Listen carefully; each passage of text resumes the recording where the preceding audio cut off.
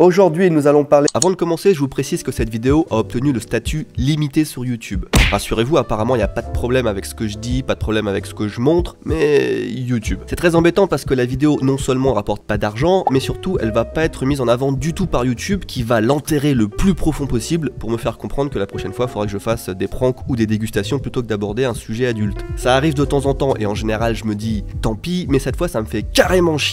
Parce qu'il y a de nombreux sujets tabous sur YouTube que j'ai envie d'aborder dans cette série, et si personne ne voit les vidéos, c'est très démotivant. Du coup, je ne demande jamais, mais si cette série de vidéos vous plaît et que vous voulez qu'elle continue, faites-le savoir, laissez un commentaire, partagez sur Twitter, sur Insta, mettez un pouce bleu, activez la cloche, regardez la vidéo jusqu'au bout, ne laissez pas cette vidéo mourir, ne laissez pas cette série mourir, viva la révolution. Aujourd'hui, nous allons parler d'un nouveau phénomène japonais, un phénomène, que dis-je, un pan entier de la culture japonaise. Je veux parler bien entendu des clubs à hôtesses qui existent partout à travers le Japon. Installez-vous confortablement, mesdames et messieurs, je vous souhaite bien le bonjour.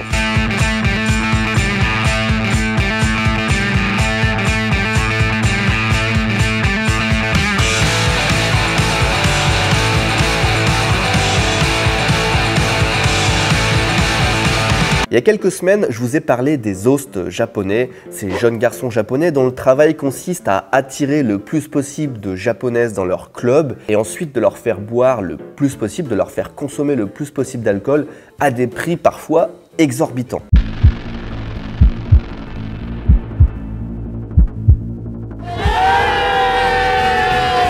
Et bien aujourd'hui, nous allons voir la version féminine de cette activité. Et si vous pensez qu'on aurait dû commencer par ça, vous avez totalement raison parce que si les hosts, ça représente ça dans la culture japonaise, les hôtesses, ça représente ça. Dans cette vidéo, je vais vous parler du travail des hôtesses. On parlera ensuite de chiffres parce que vous imaginez bien que c'est un milieu qui brasse énormément d'argent. On évoquera aussi le lien avec la prostitution. Et enfin, je finirai par une mise en garde qui concerne les touristes qui voyagent au Japon. Donc restez jusqu'à la fin, peut-être que ça vous évitera pas mal d'ennuis. Le travail d'hôtesse, qu'est-ce que c'est? Eh bien déjà, imaginez un club.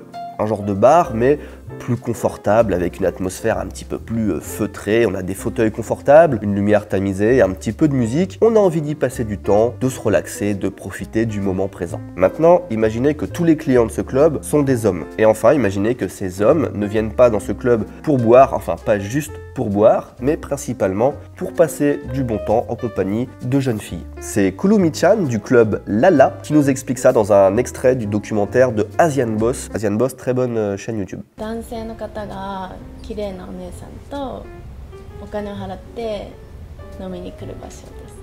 Kurumi-chan, c'est donc une hôtesse. Rien à voir déjà avec le métier d'hôtesse de l'air, hein, vous l'avez compris. Le travail de Kurumi-chan consiste à divertir les clients. Alors au Japon, c'est basé beaucoup sur la flatterie. Oh, sugoi, omoshiroi, ta cravate est tellement belle, j'adore ce que tu me dis, ta vie est tellement intéressante. Avant de vous en dire plus sur le fonctionnement de ces clubs, de ces hostess clubs, faut que je vous dise que c'est un monde assez vaste. Il n'y a pas une sorte de club, mais il y en a vraiment plusieurs. Il y en a pour tous les goûts et si j'ose dire, pour toutes les bourses. On a d'abord, je vais juste vous parler des principaux types d'établissements. On a d'abord ce qu'on appelle le Kyabakura. C'est un mot qui vient du français cabaret. C'est vraiment le type de club qui prédomine au Japon et tout ce qu'on va voir dans la suite de la vidéo, ce sera lié au Kyabakura. Les autres sortes de clubs, on va pas en parler, mais je vous les évoque rapidement. On a d'abord ce qu'on appelle le Kokyu Club, qu'on pourrait traduire par club haut de gamme. C'est pour les riches, hein, clairement. C'est le même principe que le Kyabakura, mais en beaucoup plus cher. Il faut être membre. Et ce qui justifie les prix très élevés du Kokyu Club, c'est que les filles qui travaillent dans ce genre de club sont des filles qui ont été triées sur le volet, qui généralement ont fait de hautes études, qui sont capables de soutenir n'importe quelle conversation, qui ont l'habitude de fréquenter les élites. Enfin bref, ce sont des clubs haut de gamme avec des filles très classe. À l'opposé du spectre des clubs, on va avoir ce qu'on appelle les snacks. Et ça, il y en a vraiment partout au Japon. Tu peux te retrouver des fois en campagne dans un petit village où il y a genre 100 habitants. Tu n'auras pas une station essence, tu n'auras pas un combini, mais tu as de grandes chances d'avoir un snack. Le snack par contre c'est assez différent des Kyabakura. Le principe reste le même, c'est-à-dire qu'on y va pour boire et aussi pour entretenir la conversation avec quelqu'un, mais il n'y a pas ce principe de une fille par personne qui vient à ta table. En général c'est même juste un comptoir avec une fille qui t'accueille, enfin plutôt une femme, souvent même âgée, qu'on appelle la mama, et elle est là pour te servir de l'alcool et entretenir la conversation avec ses clients. Clients qui peuvent être autant hommes que femmes, que jeunes, que vieux.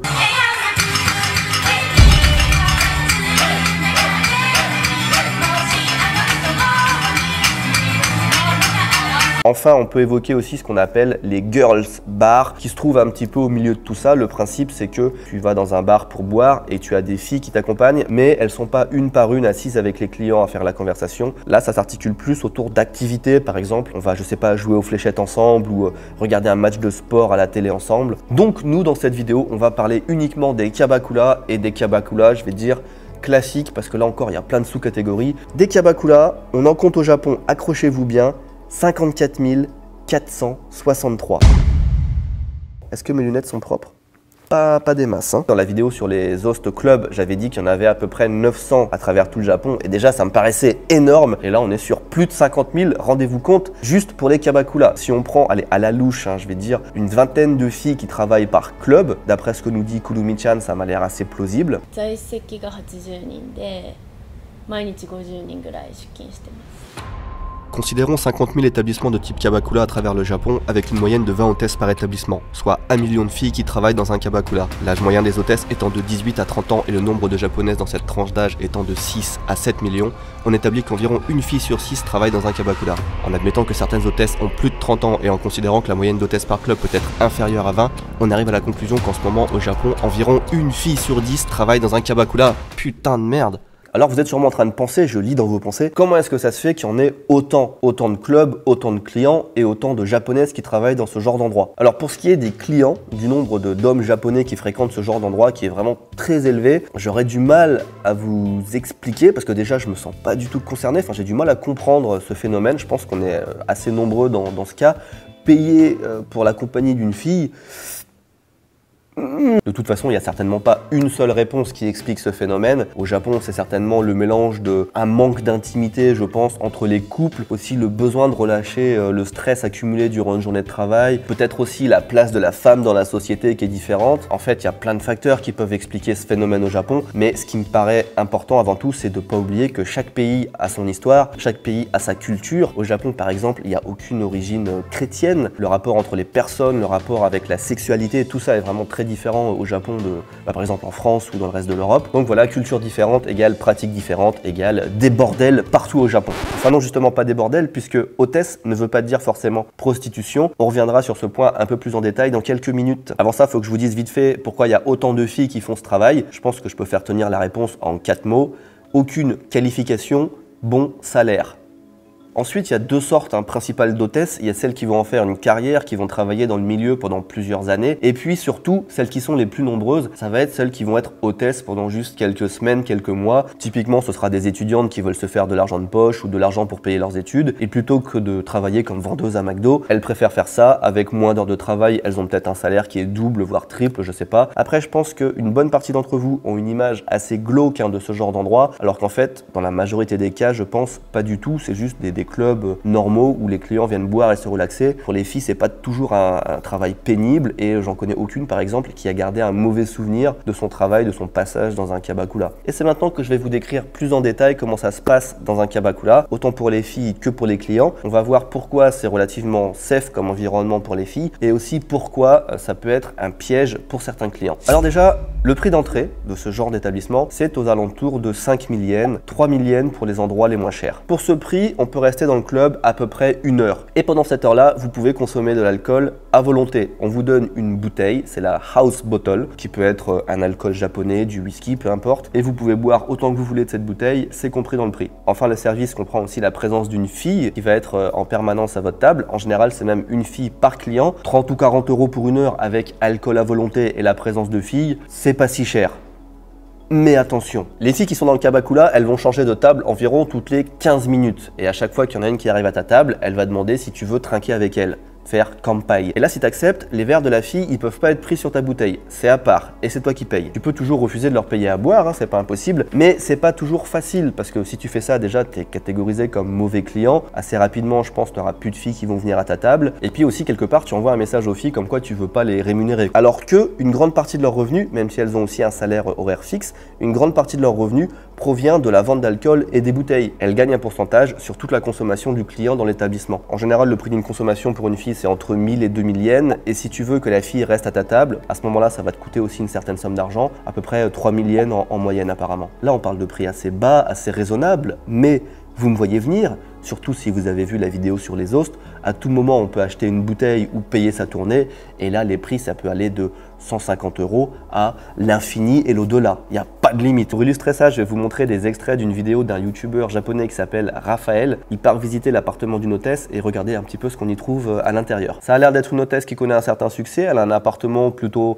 pas très grand mais assez sympa et bien placé dans Tokyo. Et ce qu'on remarque dans cet appartement, c'est qu'il y a pas mal de bouteilles à droite à gauche. J'ai trouvé sur internet un site qui répertorie un petit peu toutes les bouteilles d'alcool qu'on vend dans les clubs, notamment le champagne, à quel prix on les vend. Et quand je dis j'ai trouvé sur internet, comprenez Akiko, ma femme, a trouvé sur internet. Donc sur son petit muret au milieu, on voit déjà qu'il y a une bouteille de champagne Armand de Brignac. En France, apparemment, on trouve cette bouteille de champagne pour à peu près 500 €. Au Japon, dans les clubs, c'est entre 250 000 et 350 000 yens, donc environ 2500 €. Dans le coin, j'ai vu vite fait qu'elle avait une autre bouteille du même style qui vaut à peu près le double du prix et elle a toute une collection de bouteilles comme ça. Et elle a aussi cette bouteille.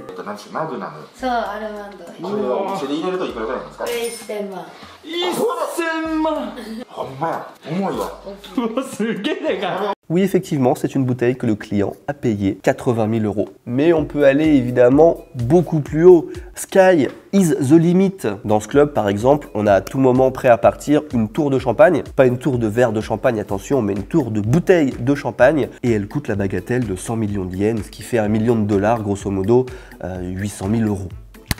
Voilà. Mais putain, les milliardaires, vous avez pas mieux à foutre de votre argent au bout d'un moment, merde. Je sais pas, moi... Donnez-le-moi. Et évidemment, peut-être que vous avez vu venir la douille, mais ce sont des prix sans taxe. Dans chaque établissement est appliquée une taxe, mais pas une taxe qui a un fondement légal, hein, juste on a envie de mettre une taxe ou c'est un genre de pourboire, de supplément, un truc qui sort un petit peu de nulle part, qui sort de leur cul, je sais pas. Et selon les endroits, ça fait gonfler la facture de entre 10 et 30%. Et à ça, souvent, vient s'ajouter encore la TVA hein, de 10% maintenant au Japon. Donc voilà, ça gonfle un petit peu la note, ça gonfle carrément la note même, on peut dire. Ceci dit, les plus attentifs et les plus fidèles d'entre vous remarqueront peut-être que c'est pas encore le niveau de la douille de la taxe pour les host clubs, la version masculine, où là on mettait carrément des taxes de 40-45%. Les sommes dépensées au final, j'ai quand même l'impression qu'elles sont bien moins élevées dans les clubs pour hôtesses que dans les clubs pour host, où là c'était vraiment n'importe quoi. Si je prends le cas de Kurumi-chan par exemple, c'est la numéro 1 de son club d'hôtesse de Roppongi, et absolument pas la numéro 1 du Japon comme il y a marqué dans le titre de la vidéo. Attention Asian Boss, je vous ai à l'œil. Elle diffère seulement 5 millions de ventes d'alcool dans le mois, avec des pics à des fois 8 millions. On reste assez loin des sommes qu'on avait vues quand même pour les hosts, où ça pouvait partir à des bien plus haut que ça. 毎月の平均的な売り上げってどのくらいですか？ 500万ぐらいいってるのかな。 Enfin, ceci dit, son salaire, c'est quand même 100 000 yens par jour, à peu près 2 millions par mois. Elle se met bien, ça va. 日給10万円。 Alors, juste pour le plaisir, revenons sur la vidéo où il y a la tour de champagne à 1 million. Donc là, on suit une hôtesse qui s'appelle Emily Aizawa et elle est vraiment au top du top. C'est la boss du game. Elle a plus de 500 000 followers sur Instagram, donc elle est connue même en dehors de son milieu des hôtesses. Et aujourd'hui, elle a 30 ans et elle fête sa retraite en tant qu'hôtesse. Enfin, retraite, oui et non, parce qu'elle a ouvert son propre club d'hôtesse. Et c'est dans ce club qu'on la suit et qu'on va à la rencontre des clients. Juste pour le plaisir, regardez celui-ci. 今日も分式はいっぱいあるんですか？これ今日のじゃなくていつも入ってます。これ全部1万円ですか？そうです1万円です。うわすげえ。これいくら入ってるんですか？もう400万ぐらいですかね。なんと指輪と腕時計で合計およそ2億円をかけている。 Voilà, c'était pas vraiment nécessaire pour la vidéo, c'était pas non plus forcément représentatif des clients qui fréquentent ce genre d'endroit, mais c'était histoire de nous rappeler que finalement, on a tous des salaires de merde. Le sexe, à présent, je sais que vous voulez savoir, vous m'avez posé la question au moins 50 fois dans la dernière vidéo. Est-ce que les host clubs, les hostess clubs sont une ouverture à la prostitution? Et la réponse est plus compliquée qu'il n'y paraît.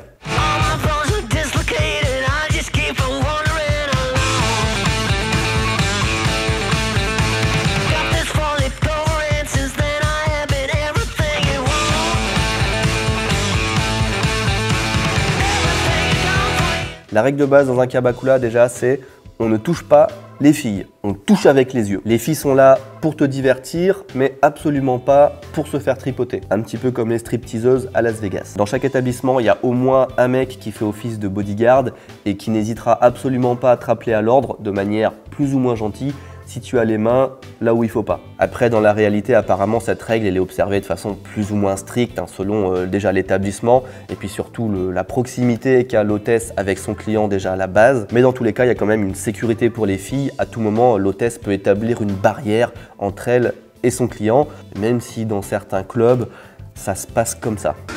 ティーバッグに顔を挟まれ恍惚の表情を浮かべる男性。ティーバッグの女性にお尻で顔をブリンブリンされるサラリーマン。Ouais.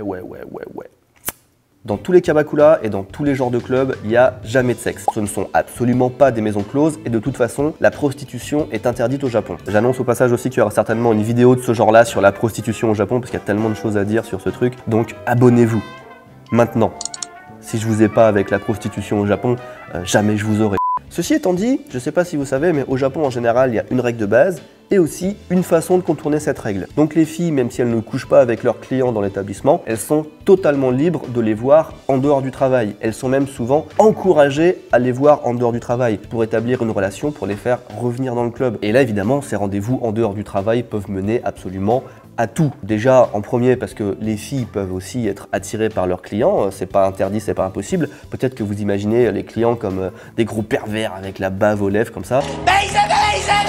Mais non, les clients, c'est pour la plupart des Japonais tout à fait normaux, voire qui font partie de l'élite, hein, souvent dans le milieu du spectacle, enfin les acteurs, les sportifs, tout ça, fréquentent beaucoup ce genre d'endroit. Donc les filles rencontrent quand même pas mal de beau monde. Évidemment, ça paraît aussi logique que coucher avec des clients, c'est une bonne façon de les fidéliser et de les faire revenir dans le club. Donc ça se passe aussi, évidemment. Je sais pas quel pourcentage, mais on imagine que très clairement ça se passe. Quand on regarde les témoignages des filles qui travaillent dans ces clubs, alors là je parle des filles qui travaillent, qui en font leur carrière, hein, pas des filles qui travaillent juste 2-3 semaines ou un mois pour se faire de l'argent de poche. Ces filles nous disent que bah oui, quand elles sont pas insensibles au charme d'un client, elles peuvent très bien coucher avec, mais aucune ne va dire qu'elle vend son corps, qu'elle donne des services sexuels en échange d'argent. Du point de vue de ces filles, clairement c'est pas de la prostitution, et pour la loi non plus, puisqu'il n'y a pas service sexuel contre échange d'argent immédiat, donc il y a déjà eu des affaires qui ont été jugées là-dessus, c'est pas de la prostitution. Et effectivement, on peut imaginer que les filles les plus courtisées, enfin celles à qui on propose le plus ce genre d'échange, sont aussi les filles qui ont le plus de succès dans les clubs, et donc qu'elles ont déjà un bon salaire, un bon train de vie à la base, et qu'elles n'ont pas du tout besoin de se prostituer pour avoir plus d'argent. C'est ce qu'on nous explique dans cet extrait Kurumi-chan. なんかちょっとカチンってきて、100万ぐらい自分で稼ぐからって。 Ceci dit, la limite entre prostitution et pas est assez quand même floue parce que même s'il n'y a pas de rémunération directe, une fille qui couche avec son client sait très bien qu'il va revenir plus dans son club pour dépenser de l'argent. Une partie de l'argent va lui revenir. Ouais, voilà quoi. Surtout que sur 1 million de filles qui travaillent comme hôtesse au Japon, elles n'ont certainement pas toutes les mêmes valeurs, les mêmes jugements, les mêmes opinions sur la question. Donc on imagine que oui, surtout en bas de l'échelle à mon avis, il y a quand même pas mal de filles qui doivent se prostituer.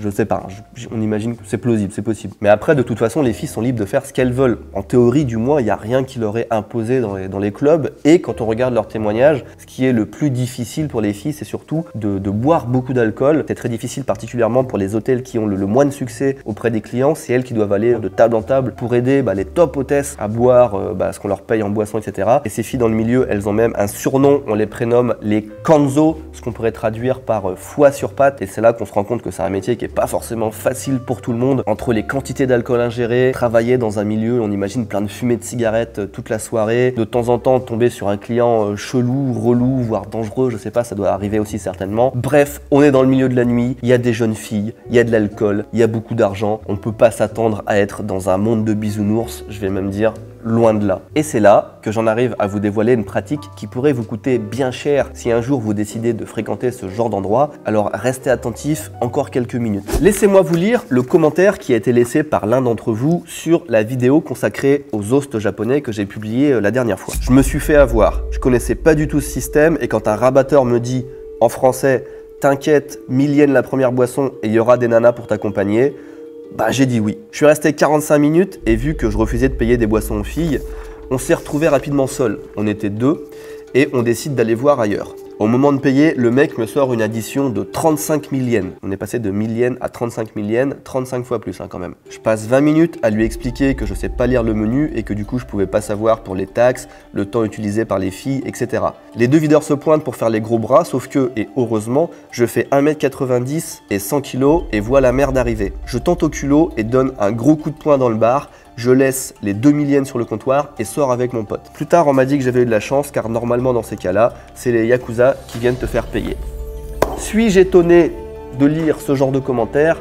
Absolument pas. En fait, j'ai même déjà entendu plusieurs fois exactement la même histoire, une histoire racontée par des personnes différentes et avec des montants un petit peu différents réclamés à la fin. C'est une arnaque, c'est un système qui existe au Japon depuis très longtemps. Faites attention. En soirée, dans les quartiers un petit peu chauds, il y a des rabatteurs qui sont là pour guetter les touristes, pour déterminer quel touriste sera une bonne cible. Ils vous attirent dans un kabakula avec des promesses alléchantes, ce sera pas cher, il y aura des filles. Et au final, au moment de payer, on vous présente une note qui est hyper salée. Et là, je parle pas de la note sur laquelle le touriste a juste pas compris qu'il y avait 20% de taxes à rajouter ou des trucs comme ça. Non, je parle d'une note où on te rajoute des trucs qui n'existent pas, où on te gonfle les prix. Vraiment une arnaque, un truc totalement illégal. Exactement comme décrit dans ce témoignage, le but c'est d'intimider les clients, de leur faire peur, de jouer sur le fait que les touristes ne parlent pas japonais, qu'ils ne lisent pas japonais, donc ils peuvent pas vraiment lire les conditions sur le menu. Ils jouent aussi beaucoup sur le fait que c'est pas vraiment facile pour un touriste d'aller voir la police et de dire « je suis allé dans un club à hôtesse et j'ai payé plus cher que prévu ». J'ai vu beaucoup de ces témoignages en vidéo sur YouTube, j'en ai sélectionné un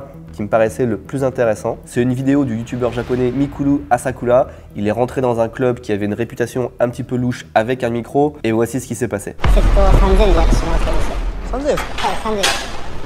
どういう店なんですか？で、女の子がいてる。合計いくらぐらいなんですか？1人3000円の先生と料金。10万1000円。え？あ、ハイボール1万円？はい。で、女の子のドリンク3万円？はい。噂の種1万円するんですかこれ？噂の種なんで1万円です。お冷や5000円はどういうことこれ？氷が2万？氷が2万円。エベレストの氷ですか？さすがにこれは払えないですよ。払えないでしたらお兄さんつけてる時計置いていくか、まあお金借りてくるかしかないですね。 ATM に下ろして払わないですけどね、どっちにしろ。いや、ちょっと払ってもらうの困んねんけど。いや金額がおかしいでしょこれ。3000円って聞いてたんですよ。警察に電話していいですか？でも警察呼ぶんやったら我慢呼んでちょっとだけ痛い思いしてもらうかもしれない。まあ呼んでもらってもいいけど、多分逆にそっちが痛い思いすると思うけどね。まあちょっとやりすぎかなとは思ってるよ。それは大体払っていくから、だからずっとやってるだけで。今日払う気ないんでいいですか、この最初の3000円って。今日だけ。そうですね、もうこれで。今日だけっていうかもう今後やめた方がいいと思いますよ。そうですね、まあちょっと考えて。Alors attention, malgré tout ce que je suis en train de vous dire, de vous montrer, le Japon c'est un pays quand même extrêmement safe, même dans les grandes villes, même la nuit, même dans les quartiers chauds. Mais les gars, quand il y a un mec qui vous propose de boire avec des filles pour pas cher, un mec qui vous propose des massages ou n'importe quoi d'un petit peu sexy comme ça, vous le suivez pas, le rabatteur. Ça pue pas un peu quelque part comme ça, vous avez pas le nez qui picote? Alors je suis totalement d'accord pour dire et pour comprendre que au Japon justement on a tellement ce sentiment de sécurité que quand cette situation arrive on n'est pas du tout en alerte et on a plutôt tendance à suivre quelqu'un, à lui faire confiance. Mais en général au Japon comme partout ailleurs, quand vous voyez un rabatteur du milieu de la nuit, méfiez-vous, même si dans plus de 90% des cas ça va se passer très bien, c'est aussi ce genre de situation qui vous mène à payer 160 € de glaçons, voire même pire, on peut très bien te droguer et tu te réveilles le matin dans la rue sans ton portefeuille ou sans ton argent. J'ai déjà entendu un témoignage comme ça au Japon, c'est des trucs qui arrivent partout. Si vous voulez tester un club à hôtesse, choisissez-le vous-même et dès le départ, attendez-vous psychologiquement à payer plus que ce que vous avez... Putain, c'est dur à dire ça. Attendez-vous à payer plus que ce à quoi vous vous attendiez au départ.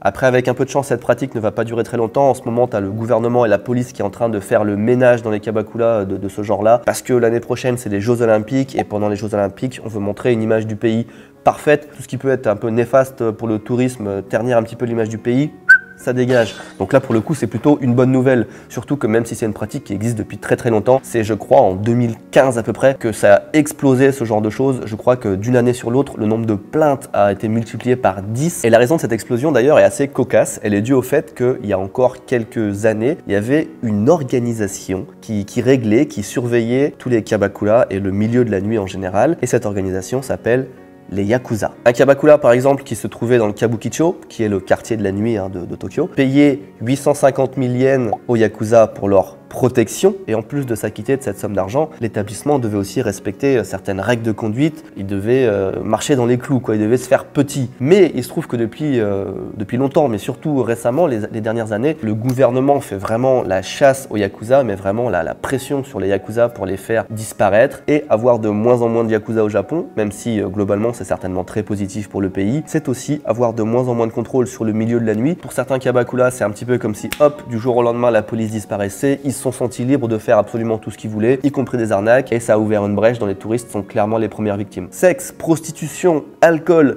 ceci n'est pas l'introduction d'un reportage présenté par Bernard de la Villardière, ce sont les thèmes que je pense aborder dans cette nouvelle série de vidéos, dont c'est maintenant le 4e épisode déjà. Donc si vous aimez ce format, n'hésitez pas à vous abonner si c'est pas déjà fait, il y en aura pas mal d'autres. Dites-moi aussi en commentaire à quel point vous avez kiffé cette vidéo, ça me fait extrêmement plaisir. Je vous fais des bisous et je vous donne rendez-vous pour une prochaine vidéo qui sera totalement différente.